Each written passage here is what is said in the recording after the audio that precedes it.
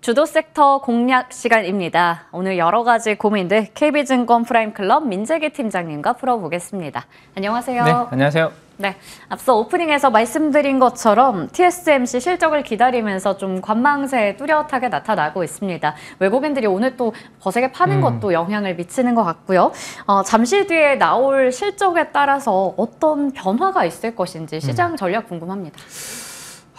딱히 우리 반도체 관련된 네. 종목들한테 좋은 부분은 저는 뭐 네. 보이진 않는데 다만 네. 좀 영향이 있을 쪽과 네. 아예 뭐 무관한 쪽을 좀 네. 분리해서 저는 봐야 되지 않을까 네, 싶은데 네. 예를 들어서 지금 새벽에 ASML이라는 기업이 어제에 이어서 오늘도 또 빠졌잖아요. 네. 근데 엔비디아는 반등했죠? 어제 빠졌다가 오늘 네. 반등을 했습니다. 그 차이는 제가 봤을 때 ASML이 지금 신규 수주가 안 좋은 거는 레거시라든지 범용 반도체 쪽, 일반 반도체 쪽이 지금 안 좋은 거거든요. 근데 AI 쪽은 괜찮다라고 네. 이야기를 했습니다. 그러니까 엔비디아는 오늘 반등을 성공했거든요. 네. 그러면 우리가 우리 국내에 있는 반도체 관련된 종목들도 볼 때 좀 분리해서 봐야 될 필요가 있을 것 같고 TSMC가 만약에 실적이 잘 나오면 지금 TSMC가 좋은 이유가 우리가 GPU, 그다음에 HBM 네. 이런 것들을 하나로 묶어서 패키징을 잘하기 때문에 네. TSMC한테 지금 자꾸 주는 거잖아요. 그러면 이제 그쪽은 좋다라는 거거든요. 네, GPU나 HBM, AI 반도체 쪽은 좋다라는 겁니다. 네. 그럼 그와 관련된 밸류 체인은 국내에도 괜찮을 건데 네, 네. 다들 관심은 우리가 삼성전자가 좀 좋아질까, 언제 돌아서나. 그렇죠? 뭐 네. 하이닉스가 좀 좋아질까 그쵸. 이런 부분들이 관심이 네. 있기 때문에 이 TSMC가 실적이 잘 나온다고 하더라도 그게 삼성전자하고 크게 영향이 있을까? 물론 네. 파운드리 업황이 좋구나라는 네. 것을 생각해 보시는데 두 기업이 기술 격차가 너무 커요. 그러니까요. 네. 네. 그럼 삼성전자가 좀 그 소식에 움직이려면 네. 좀 빅테크 중에 네. 우리가 알만한 누군가가 네. 삼성전자한테 야, 이번에는 물량을 얘네들한테 맡겨 봐야 되겠어라는 그게 나와야 되는데 네. 기대감만 지금 좀 있는 것 네, 같거든요. 네. 그러면 TSMC의 실적이 좀 잘 나온다고 하더라도 우리 반도체 대형주들한테 미치는 영향은 네. 좀 제한적일 가능성이 높기 때문에 네. AI 반도체 쪽에 엮여져 있는 그래도 뭐 중소형주라든지 이런 쪽을 보는 게 지금으로서는 좀 낫지 않을까라는 네. 생각입니다. 많은 분들께서 가장 궁금해하는 이벤트가 아닐까라는 생각이 드는데요. 아무래도 우리 지수를 움직이기 위해서는 지수 기여도가 높은 그쵸. IT 투톱이 가져야 되는데 네. 그 투톱보다는 전반적으로 AI 반도체 장비 쪽 그쪽을 보자라고 말씀해 주셨습니다. 확실히 분리해서 전략 세워보자. 네. 이렇게 정리할게요. 자, 그러면 오늘의 주제로 넘어가 보겠습니다. 마이크로소프트에 구글에 거기다가 아마존까지 정말 이제 내로라 하는 빅테크 기업들이 SMR에 투자를 하고 있습니다. 이것도 앞서 말씀해 주셨던 AI 전력 수요가 급증하다 보니 거기에 따라서 이제 또 에너지원으로 원전에 대한 투자가 늘고 있는 건데 결국에 원자력 없으면 뭐 전력 설비 없으면 AI도 없다. 원전주가 최근에 시세가 일단 3거래일 연속 이어지고 있어요. 네. 어떻게 좀 투자해야 될까요? 사실 우리가 이제 예전 시간에 이 인프라 글로벌 전력 인프라에 네, 대해서는 네. 한번 다룬 적이 있었는데 맞아요. 지금도 가만히 보면 네. 반도체는 사실 좀 머리 아파요. 지금 그러니까요. 이게 되나 네. 안 되나 막 네. 실적이 어쩌고 저쩌고. 근데 오히려 그 어쨌든 AI 반도체, AI 뭐 서버라든지 데이터 센터가 많이 짓는다면 네. 궁극적으로 거기에 들어가는 거는 일시적으로 뭐 어디가 들어갈지에 따라 수혜가 있겠지만 다 만들고 나면 수혜는 결국에는 전기를 써야 되는 네. 이 부분이 좀 편안하지 않을까 싶어요. 저는 오히려. 네. 예, 그래서 지금 관련해서 뭐 이제는 발전소도 움직이고 그다음에 국내에 이제 원자력도 움직이는데 원자력이 지금 원래는 챕코 원전 이야기 있을 때 네. 살짝 갔다가 다시 내려왔다가 맞아요. 수주랑 정책 네. 모멘텀 있을 때 원래 튀고 그쵸. 또 네. 금방 빠지는 별로 게. 재미가 네. 없었고 그러다 보니까 많은 분들의 관심도 없었어요. 없던 섹터입니다. 네. 테마죠. 네. 그러다 보니까 오히려 여기에서 이제 기회가 좀 만들어지고 있는 것 같은데 네. 일단은 한번 이 그림을 한번 봐주시면 네. 최근의 분위기는 빨간색 그래프가 지금 위로 올라오고 있습니다. 네. 뭐 다들 잘 아시겠지만 빨간색은 트럼프. 네, 공화당의 트럼프를 네. 이제 나타내는 건데 밑으로 파란색은 지금 내려오고 있습니다. 네. 자, 이렇게 되면 네. 신재생 쪽이 힘을 쓰기는 쉽지 않죠. 전통적으로 네네. 우리가 알고 있는 태양광이라든지 풍력이나 네. 그리고 지금 선거가 얼마 안 남았고 코앞으로 다가왔기 때문에 네. 전기차 2차 전지도 만약에 빨간색이 앞으로 공화당이 네. 트럼프가 이겨버리면 네. 이라는 생각을 하게 되면 그렇네요. 그죠? 네. 강하게 뭔가 수급이 들어가기는 어려울 것 같습니다. 네. 자, 그래서 3대 뭐 큰 신재생 테마 중에 세 개를 이렇게 분리해서 보면 태양광은 이미 마이너스 수익률을 계속 벌써요? 지금 안 좋죠. 네. 꾸준하게 별로 좋은 모습 아니고 그나마 태양광은 중국하고 경쟁이 너무 치열해요. 네. 여기에서 싸워서 이기긴 좀 어렵거든요. 네. 근데 풍력이 그래도 중국하고 경쟁이 좀 낮기 때문에 네. 지금 보시는 것처럼 풍력은 그래도 조금 버티고 있는 그런 상황입니다. 근데 최근에 이렇게 치고 나가는 쪽은 원자력 쪽입니다. 네. 오히려 세계 테마 중에 원자력이 더 세게 움직이는 그런 모습이 있다. 이건 미국에 상장되어 있는 ETF 기준입니다. 네. 보시면 되는데 요 뉴스부터 한번 보시면 이제까지는 빅테크주들이 시장을 좀 많이 움직였다면 네. 주도했다면 그들을 대신해서 AI 전력 수요에 영향을 받는 유틸리티 관련된 기업들이 네. 그들을 대신할 거다. 뭐 이런 네. 이야기가 월가에서 블룸버그에서 이 기사가 나오고 있고 네. 엔비디아의 퍼포먼스보다 비스트라라는 이 에너지 기업의 수익률이 더 높다. 높다. 생각했던 네. 것보다 더 잘 나오고 있다. 뭐 이런 기사들도 지금 나오고 있거든요. 네. 자, 근데 지금 얼마 전에 우리가 기억을 해보시면 네. 마이크로소프트가 네. 지금 가동 중단되었던 네. 여기를 다시 재가동한다. 30년 네. 만에 막 그런 이야기가 나왔잖아요. 그죠? 여기서부터 이제 뭔가 미국 시장에서는 이미 원전 관련주들이 꿈틀꿈틀하기 시작했습니다. 네, 네. 국내에는 올랐다 내렸다 올랐다 내렸다를 반복을 했지만 이 뉴스로 인해서 이미 움직이기 좀 시작을 했었고 네. 뒤이어서 아까 말씀해 주신 대로 구글이 또 SMR 가지고 네. 전력 구매를 계약을 했다라는 네. 뉴스까지 나왔고 그때 났던 상황에서 주가의 움직임이 이랬거든요. 당일날 네. 구글의 뉴스가 나왔을 때 지금 보시면 미국에 상장되어 있는 원자력 관련된 종목들이 움직임이 네. 괜찮았어요. 네. 근데 오늘 새벽에 이제는 아마존도 맞아요. 이거 한다라고 발표를 또 하니까 구글보다 훨씬 더 세게 이렇게 움직였습니다. 네. 40% 넘게 올랐어요. 너무 부럽죠. 그러니까. 40%, 20% 막 움직이는 종목들이 나오다 보니까 국내 원전 관련주들도 가만히 있을 수가 없죠. 네, 네. 글로벌 테마가 되고 있으니까 이제는 미국에서 너무 세게 움직이니까 국내 원전 관련주들이 움직이기 시작했는데 어제 기관들의 매수 강도 상위 종목 20종목들을 뽑아보니까 네. 거기에서 이렇게 세 종목이? 들어가 있죠. 네. 근데 사실은 여기 BHI라는 종목인데 네. 여기 지금 빠져 있네요. 그러네요. BHI고 우리 기술 이렇게 되어 있습니다. 네. 자, 그래서 기관들은 어제 두산 에너빌리티라든지 네. 이런 종목 원전 관련된 종목들을 이미 바스켓으로 담기 시작했다라는 네, 거예요. 어제. 네. 근데 오늘 새벽 움직이니까 아침부터 시가가 너무 높게 출발해버리는 그런 모습이 나타났다.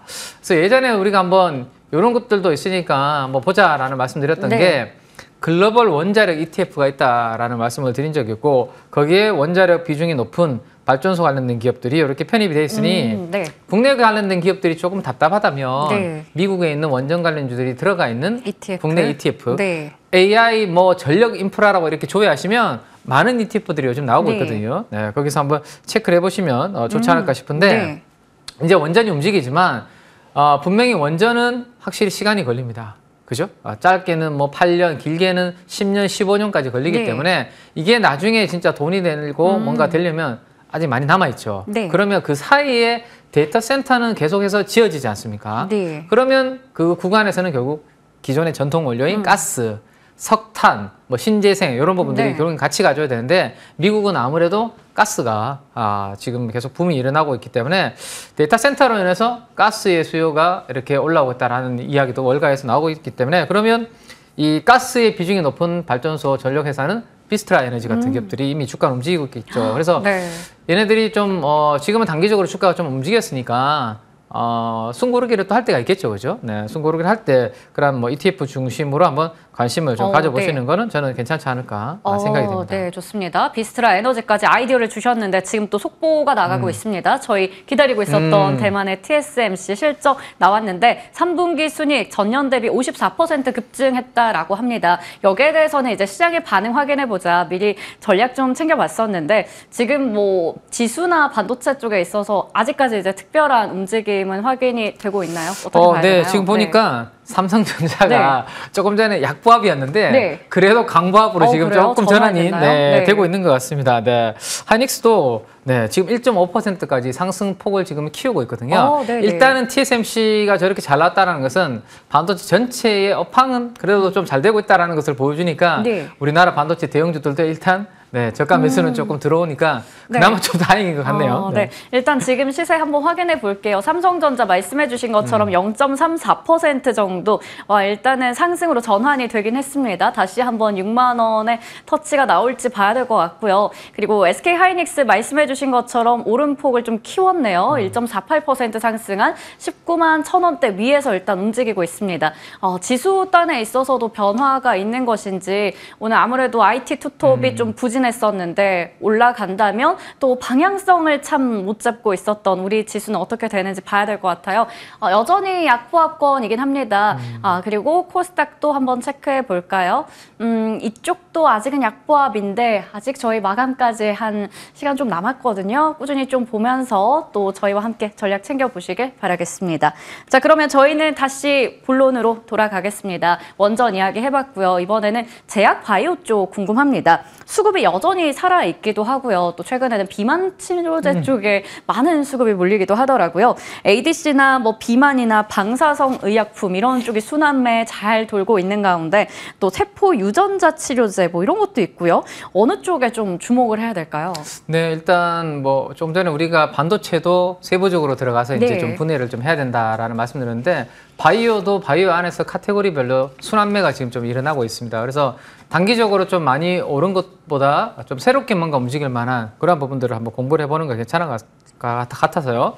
오늘은 뭐 세포 유전자 치료제 관련된 부분에 대해서 이야기를 좀 가져가 봤는데 네. 일단은 이쪽의 성장을 보면 시장 규모는 이렇게 우상향으로 커지는 그래프가 만들어지고 있습니다. 그럼 여기도 공부를 좀 해두면 앞으로 기회가 좀 있겠구나라고 볼 수 있을 것 같은데 우리가 카티라는 것을 많이 들어보셨을 것 같아요. 그죠? 맞아요. 네. 내 몸에서 우리의 면역세포를 꺼내서 그거를 다시 좀 뭔가 강하게 만들어 넣어서 몸으로 다시 주입을 해주면 몸 안에서 이 암세포와 싸우는 거죠. 그죠? 네, 이런 부분들로 쉽게 생각을 하시면 될 것 같은데 이러한 이제 세포 유전자 치료와 관련해서 연구 개발을 앞단에서 이제 활발하게 진행을 할 때 세포 분석 공정이라는 게 좀 필요합니다. 네. 근데 이제 세포 분석을 할 때 지금까지는 연구원분들이 현미경으로 이렇게 해가지고 하나하나씩 세포를 이렇게 꺼내서 세척하고 뭐 이런 공정이 있거든요. 근데 그렇게 하면 지금 밑에서 보시는 것처럼 시간도 많이 걸리고요. 그다음에 이렇게 뭔가 건드리다 보면 좀 손실이 좀 발생할 수도 있고 세포의 변형도 발생할 수 있기 때문에 그리고 앵커님이 하는 거랑 제가 하는 거랑 결과가 또 다를 수도 있고 누가 하느냐에 따라서 그죠? 그럼 이러면 이제 뭔가 믿고 연구 결과를 가지고 그걸 기반으로 뭔가 가기는 조금 쉽지 않은 그런 부분들이 생긴다라는 거죠. 그래서 유전체라든지 단백질이라든지 이런 부분들은 이미 자동화가 다 되어 있는데 요 세포 분석이 아직 자동화가 안 돼 있는 부분입니다.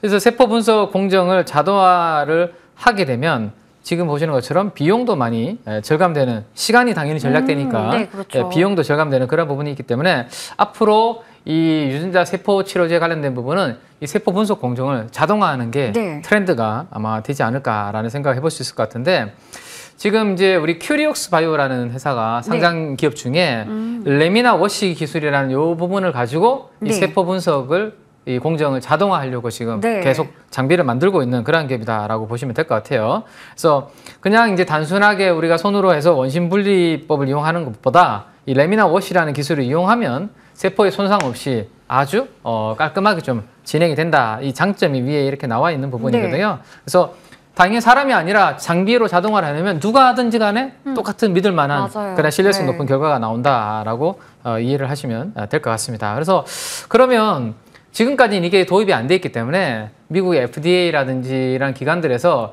야 이거를 한번 표준안을 만들어 보자라는 이야기가 나오고 있는데 그 표준안을 만드는 내용 중에 이 큐리옥스 바이오의 이 장비가 공고가 될 수도 있다라는 지금 기대감이 좀 있거든요. 그러면 이제 전 세계적으로 빅파마들이 뭔가 세포 분석 공정을 활용을 할 때 이 장비를 가지고 하게 되면 FDA의 신뢰를 얻을 수 있으니까 앞으로 승인에 있어서도 가속화되지 않을까. 뭐 그 결과도 좀 신뢰를 가질 수 있고 그래서 이미 글로벌 20대 제약사 중에 18개사를 고객사를 보유를 하고 있기 때문에 앞으로 그런 부분들에 대한 성장성은 좀 기대를 해볼 수 있지 않을까. 그래서 이미 우리가 알고 있는 똘똘한 바이오주들은 전고점 뚫고 막 올라가 있는 그렇죠. 기업들이 많잖아요. 따라잡기 어렵죠. 그렇죠. 네. 근데 이 기업은 지금 보시면 이렇게 고점과 고점을 한번 연결해 본다면 이 하락 추세들을 이제 막 돌파해서 좀 상승하는 분위기가 좀 나타나고 있거든요.